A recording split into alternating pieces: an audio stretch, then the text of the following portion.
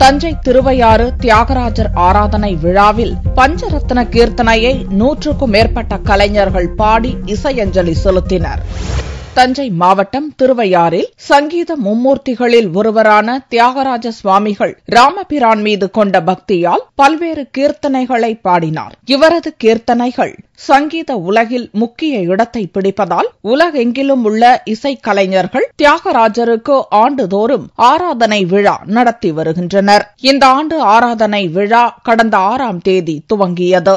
ஆராதனை விழாவின் முக்கிய நிகழ்ச்சியான பஞ்சரத்ன கீர்த்தனை இசை அஞ்சலி நிகழ்ச்சி சனிக்கிழமையன்று நடந்தது. முன்னதாக தியாகராஜரின் சமாதியில் எழுப்பப்பட்ட கோவிலில் உள்ள திருவுருவ மேனிக்கு பால், பன்னீர், மஞ்சள் போன்ற வாசனை திரவியங்களால் அபிஷேகம் செய்யப்பட்டது. அப்போது பல்வேறு பகுதிகளிலிருந்தும் வந்திருந்த இசைக்கலைஞர்கள் ஒரே குரலில் பஞ்சரத்ன கீர்த்தனைகளை பாடி தியாகராஜருக்கு இசை அஞ்சலி செலுத்தினர்.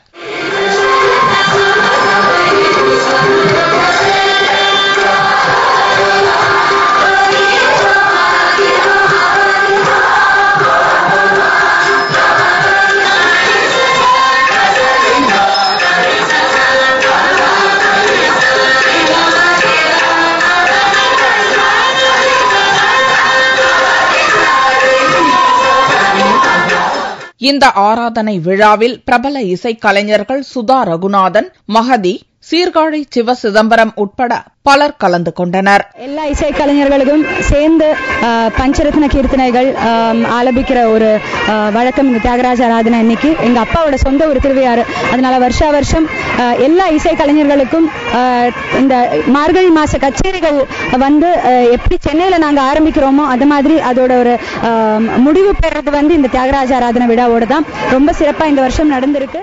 ஸ்ரீ சுவாமிகள் சங்கீத உலகத்திற்கு மட்டுமல்ல இந்த உலகத்திற்கே பல நல்ல தத்துவங்களை கொடுத்து பல ராகங்களின் புதிய பரிமாணங்களை பாடும்படியாக வித்வான்களுக்கு அவரது கிருதிகளின் வாயிலாக தந்தவர் ஸ்ரீ தியாகராஜ சுவாமிகள்.